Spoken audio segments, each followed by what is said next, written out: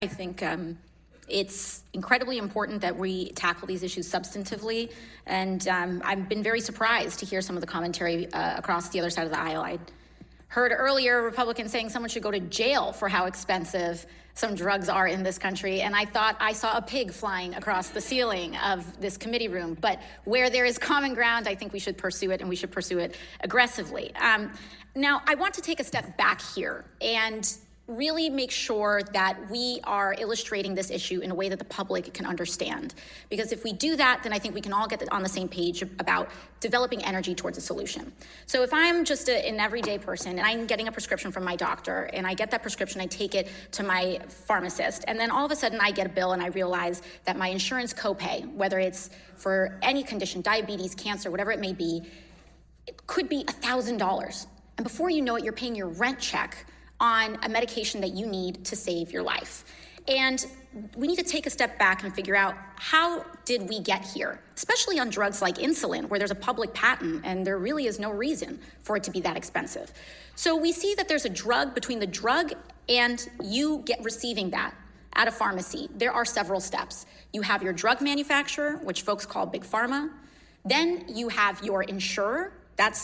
Those are the areas that I think people understand. Someone makes the drug, someone insures that drug that I can buy it, but then there's someone in the middle. And that is known as a PBM, or a pharmacy benefit manager. Isn't that correct, Mr. Asasi? Yes.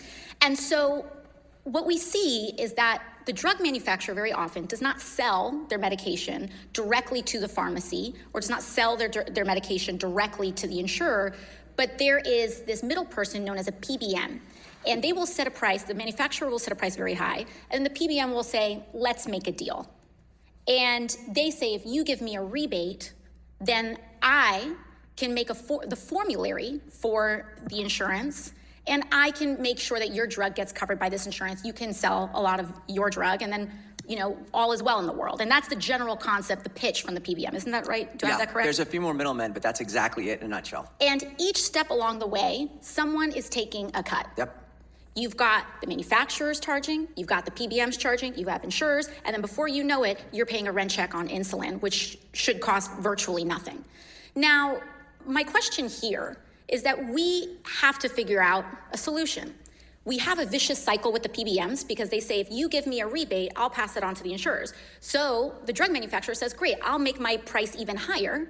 So I'll say that my list price for a drug is $5,000, so then I can charge you $1,000 or even more, and I'll make you seem like you're getting a deal so that you'll put me on a higher level in the formulary. And all about this process is focused on who's making how much money, instead of what people are getting the treatment that they need. Now, I'm very curious, genuinely, to hear from the other side of the aisle and some of our witnesses here today. Everyone okay over there? From the other side of the aisle and some of our witnesses here today about solutions. I'll be candid about mine. I believe that the profit-seeking motive in the pharmaceutical industry is out of control, and I think that it is what is hurting people. I personally believe that if you have a public entity that does not have a profit motive, like Medicare, negotiate these prices with the manufacturers, including the transparency that we see, along with other entities like TRICARE, Medicaid, et cetera, then we can get an actual fair price for these medications that includes their manufacturing and R&D costs, but will not finance stock buybacks and other types of predatory behavior. And then I believe that Medicare should expand its eligibility so that people can buy into at-cost public insurance. Now, I understand that not everyone in this room agrees with that assessment. I am very curious to hear about any other proposals, because I think at the core, what we're talking about is an extreme, out-of-control profit motive that has virtually no guardrails, and that Congress doesn't impose guardrails on for a whole bunch of other dark money reasons.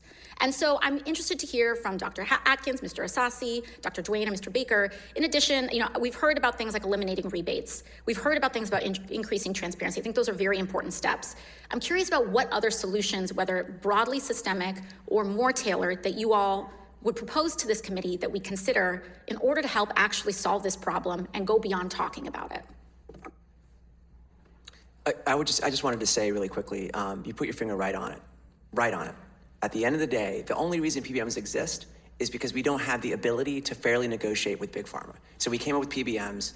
And I want to be really clear, this idea of repealing the rebate, this was under the Trump administration.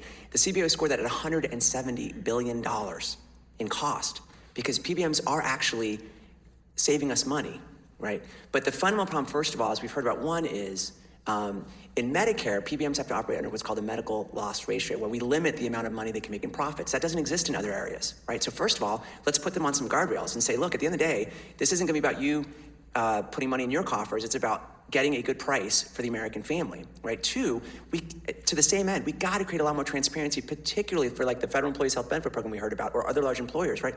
That they can actually see what is the fundamental, the net price I'm paying, so that they can actually track and keep and hold them accountable. But let's not forget, at the end of the day, when you look at all the money flowing through the system, the manufacturers are getting 12 times more profit than everyone else. So this is all about one major problem.